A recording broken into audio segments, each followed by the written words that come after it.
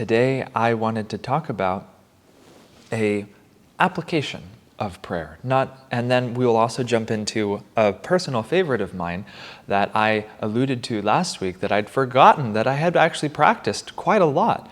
But I thought to take a slightly wider berth around this prayer because I thought it also encapsulated a very important concept or inspiration, which is what's the best way to start your day? And this is a cheap rhetorical question because in case you missed the title of my broadcast, maybe the answer has something to do with this book, Whispers from Eternity. And if you guessed as much, congratulations, you're the winner for today because yes, I'd like to propose that prayer is one of the greatest ways to start your day. That, for a long time we've heard things like breakfast is the most important meal because it starts your day off on the right foot. And I'm not going to get into nutritional science, but it is true that however you begin something, so it tends to continue. And so even that's the foundational understanding of astrology, that's why a horoscope can indicate an entire life, is because that's the moment of beginning. And so for us, every day is a new incarnation. Yogananda talked about that in a thrilling lecture of his, that he says, what does it matter if you have reincarnation or if you don't? And he went on to elaborate on that beautifully. But one of the things that he said that struck me and stuck with me was he said, every new day is a new incarnation. That when you go to sleep at night, you slough off all of your baggage, you slough off your material body, your personality perhaps, and you rest. And then when you awaken again, you take on all of this identification, this mortal coil once again, and you have the opportunity, though, to redefine your relationship to it. And it's true that sometimes you go to bed feeling miserable and you wake up on the right side of the bed and you feel wonderful and we're not sure why. And similarly, some days we wake up and we don't feel like we woke up on the right side of things and we have a very challenging day. And so every single dawn is like a new incarnation. And it's so wonderful that we can consciously choose what sort of an incarnation we want to have today.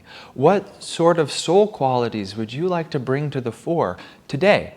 And Yogananda said that if you live well, moment to moment, that the years will take care of themselves.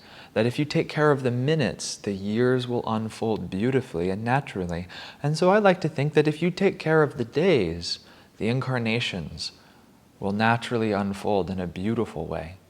And like I said a moment ago, the way you begin something is the way it often continues. And the morning time, yogis have often talked about as being a very pivotal moment in both sort of the consciousness of the earth, that when the sun is just beginning to rise, there's a natural calmness, a natural stillness, a resting point in nature, where there is a deeper magnetism for interiorization and contemplation and inner awareness. And if we capitalize on that, we can really set ourselves up to having a much deeper spiritual experience throughout the day. We can have a much more profound incarnation that day if we utilize that morning time appropriately. And so to that end, when we talk about affirmations or meditation or prayer or other spiritual disciplines, we often recommend that people who are sincere practice first thing in the morning and last thing at night, as it sort of creates two bookmarks on our day, two elevated areas of consciousness from which we can try to live consistently throughout the rest of our experiences. But for me personally, I find those initial moments of the morning to be so pivotal to deciding in which direction my consciousness breaks. That am I going to slip into material preoccupation, or am I going to live in an inner mystical awareness, in surrender, in divine aspiration throughout the day? And a lot of it has to do with how I begin my morning, quite simply. And eventually, I'd like to believe that that habit will become so ingrained that I won't have to worry so much about it, and it'll just be a deepening of this experience. But this began for me, I sort of became aware of how important this practice to me was when I was talking with a fellow devotee, and I just happened to casually mention that I recited this Whispers from Eternity that I'm going to share with you every single day in the shower, nonstop, while I was doing my morning routine. And I did that for about 4 or 5 months, I think. And he looked at me astonished and he said, "You pray and do japa in the shower?" And I said, "Yeah, what do you do?" Because I thought that was assumed, that of course I would pray when I was in the shower. But I realized when I was thinking about that this week that it's not perhaps obvious. And I had to trace my own progression to realize how I got to that place, because I didn't always used to wake up in the morning and begin praying very sincerely and earnestly. And I'm so grateful that I do now. And I wanted to share a few stories about the progression that I've had moving into this practice, because they're both humorous and also edifying. And the first story is that there was a time when I was living in Los Angeles, and I was living with Narayan and Dharma Devi, who are the spiritual directors down there, and we were vigorously serving and trying to help spread Master's work there in Los Angeles. And Los Angeles is a very big and overwhelming city, in my humble opinion. Just its magnetism is overwhelming in its scope and in its chaos, basically. And so you have to be careful. I had to be careful, otherwise the city would sort of wash me away. But we were putting out a lot of energy. We had opened multiple centers, and our schedule was very vigorous.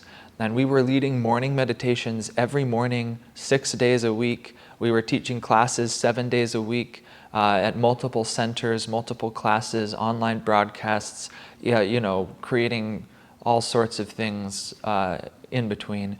And so basically it was, we woke up early and we worked until late at night, and we didn't stop for a very long time.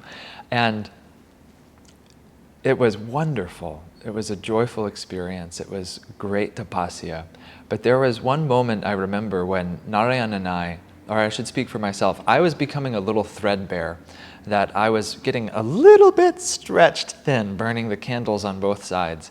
And I woke up one morning at 5 o'clock to prepare for our morning meditation, and I sort of drug myself out of bed, and I could feel all the atoms in my body resisting my will to get out of bed and to go meditate, and they were just crying out, "No, go back to sleep."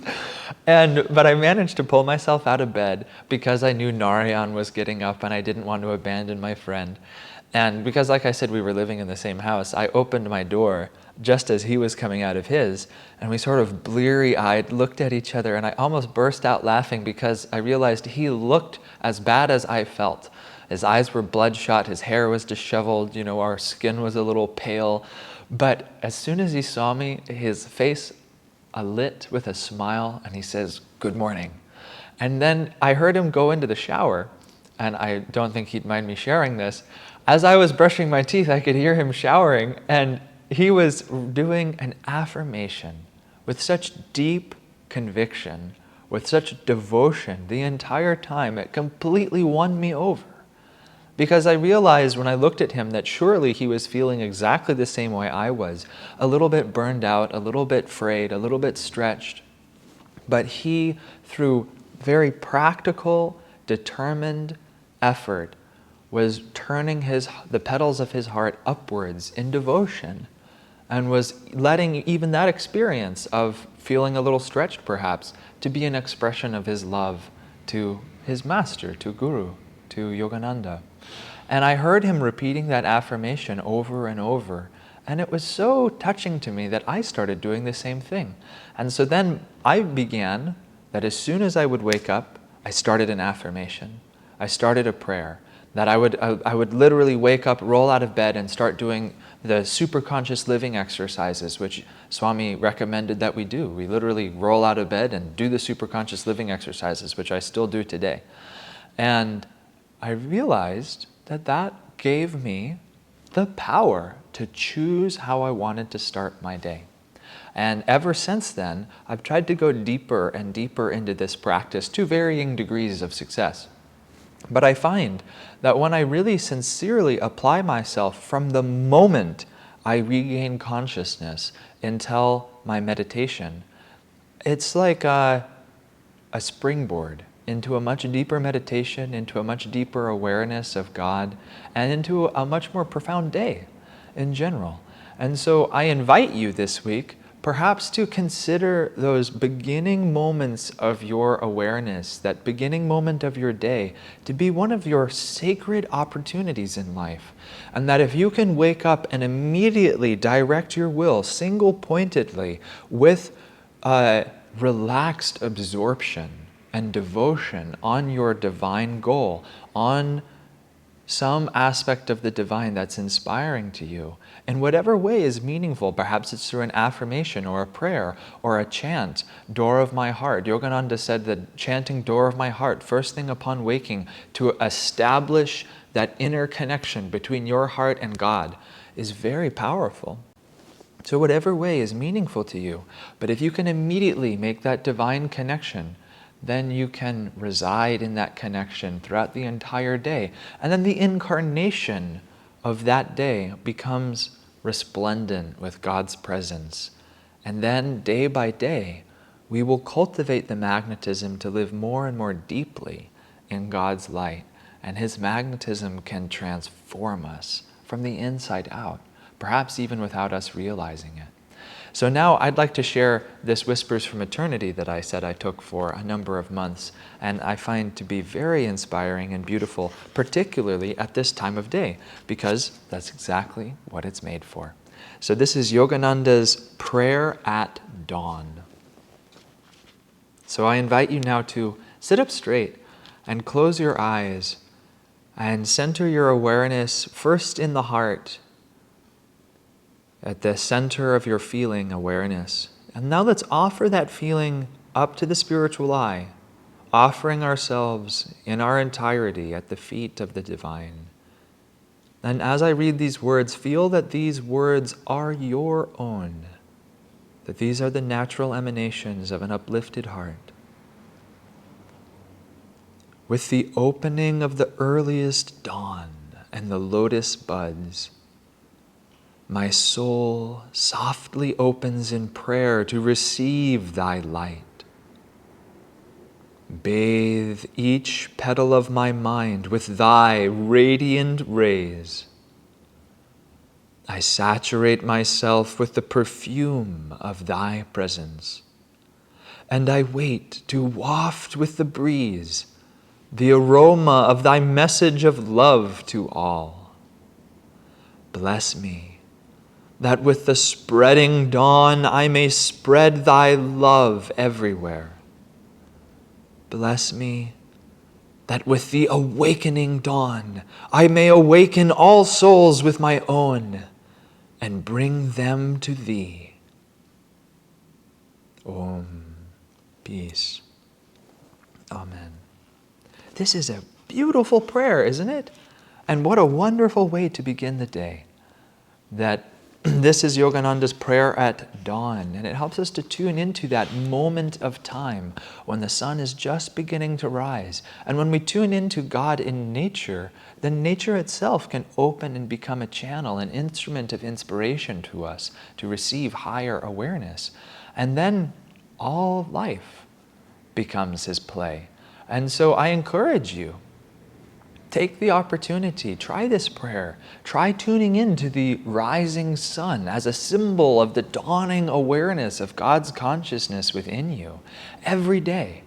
That as that sun rises, feel too the sunrise of God's consciousness in your being, focusing at that spiritual eye and feeling its radiance spreading through you, and then expanding outwards to bless others, as he says so beautifully in this prayer. Now, this prayer has some real gems in it, which I'd like to just expand and talk about a little bit, because I find them deeply inspiring.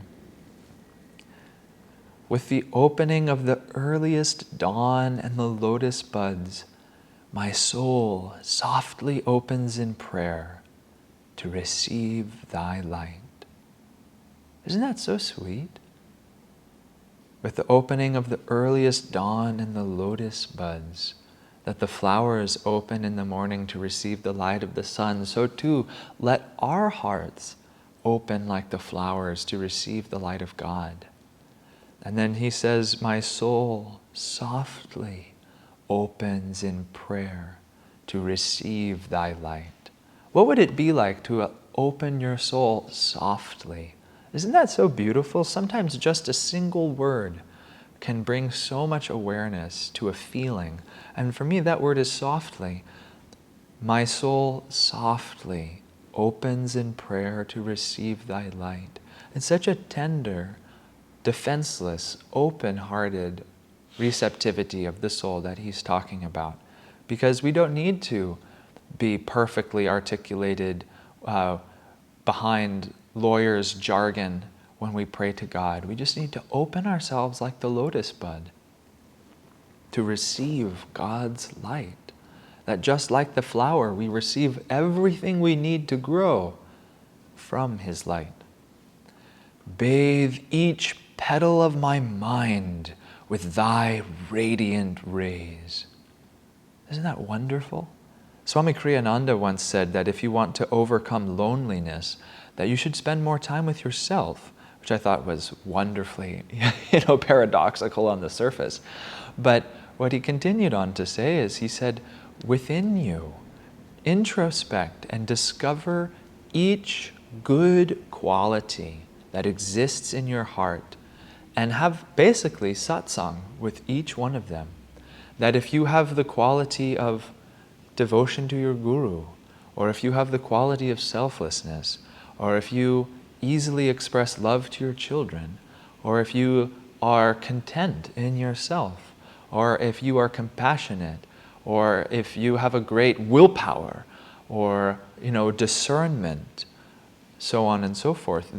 Imagine those to be, like in the Mahabharata, great characters, great warriors of light and virtue within you. And you can spend time with them and enjoy their company, because really they're not yours. Nothing is ours, but everything is coming from God. That all the gifts we have, from whence do they come? We are custodians of these gifts from God. And so if we appreciate them in that light, then we can enjoy them more fully. And with that in mind, I'd like to think, bathe each petal of my mind with thy radiant rays. That what if every petal of the rose of your consciousness was one of those individual soul qualities, one of those wonderful and uplifting characters of virtue within you. And you're asking God, come into my consciousness and vivify every flower, every petal of my virtue, so I may admire thy rose of greatness within me ever more deeply. I saturate myself with the perfume of thy presence. Isn't that wonderful? Again, his choice of words are so evocative. I saturate myself. Think of that word, that saturating yourself doesn't mean I become dimly aware of the perfume of your presence. It doesn't even mean I become profoundly aware. It's I am drawing that thing into myself, that it is no longer separate from me. That when we saturate a cloth with dye, the cloth takes on the qualities of that dye. That when you put a sponge in water, it draws the water into it, and there's no longer a separation. They're becoming one and the same. I saturate myself with the perfume of thy presence. And it's wonderful that also he uses that word perfume, because it implies that it's a sweetness, that it's enjoyable, it's pleasurable. And so let us remember that the act of becoming receptive and open and drawing on God's presence is not tedious, but should be like saturating yourself with a divine perfume. And I wait to waft with the breeze the aroma of thy message of love to all. Isn't that wonderful? Because if we saturate ourselves with God's presence, then naturally we will emanate that perfume with the very breeze of our life to all, effortlessly. And then it's not that we have to go proselytize and get a megaphone and yell at people on the corner of the street. Again, in Los Angeles, I saw some interesting things in Los Angeles, one of which on Hollywood Boulevard is occasionally there would be these born-again Christian people who go stand on the corner of the street. And on Hollywood Boulevard, it's always packed with tourists. And so there's, the streets are just, the sidewalks are constantly packed, just shoulder to shoulder sometimes with people, especially in the summers.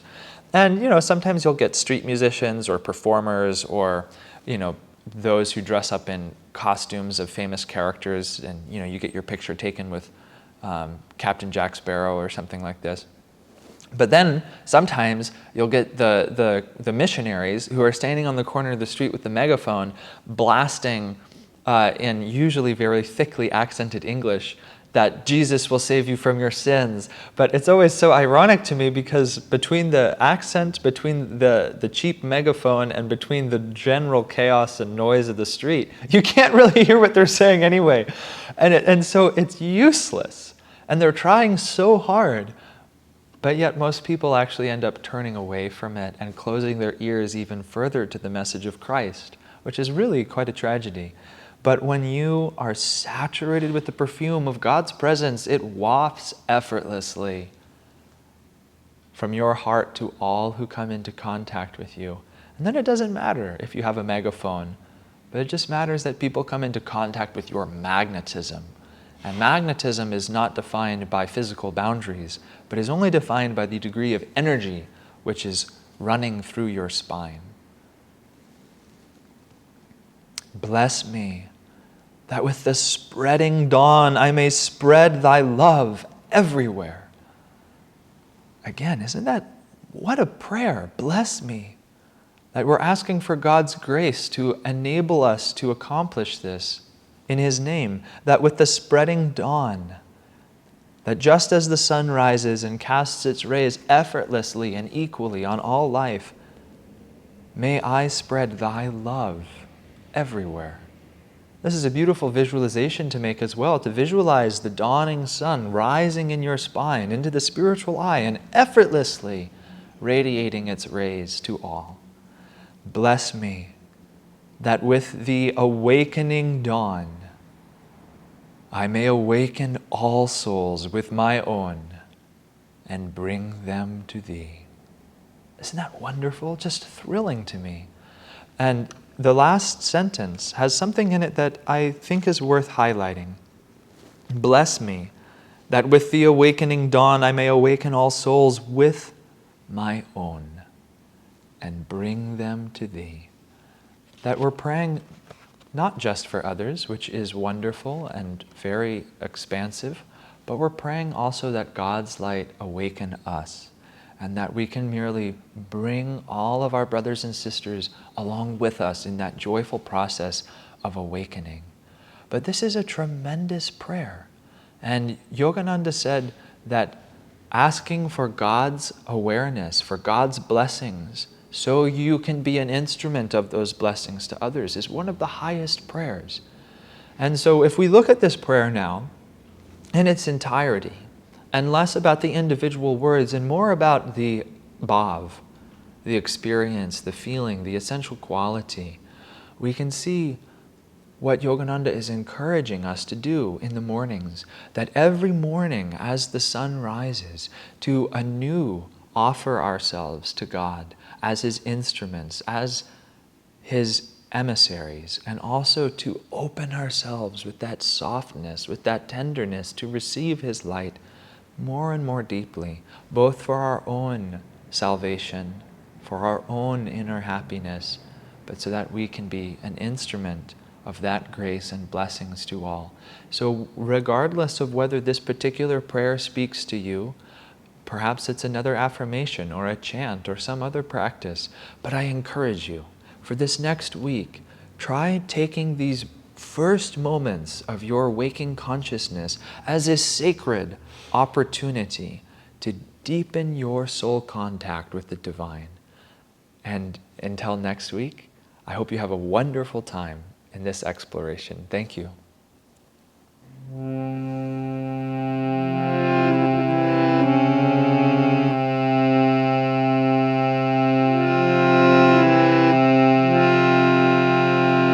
Night has flown, dawn has come. Wake, my children, wake. Wake, my children, wake. Sitting in the asana of meditation, sitting in the asana of meditation, think ye of thy Guru's lotus feet. Think ye of thy Guru's lotus feet. Night has flown, dawn has come. Wake, my children, wake. Wake, my children, wake. Sitting in the asana of meditation, sitting in the asana of meditation, think ye of thy Guru's lotus feet. Think ye of thy Guru's lotus feet. Night has flown, dawn has come. Wake, my children, wake. Wake, my children, wake. Sitting in the asana of meditation, sitting in the asana of meditation, think ye of thy Guru's lotus feet. Think ye of thy Guru's lotus feet. Night has flown, dawn has come. Wake, my children, wake. Wake, my children, wake. Sitting in the asana of meditation, sitting in the asana of meditation, think ye of thy Guru's lotus feet. Think ye of thy Guru's lotus feet. Night has flown, dawn has come. Wake, my children, wake. Wake, my children, wake. Sitting in the asana of meditation, sitting in the asana of meditation, think ye of thy Guru's lotus feet.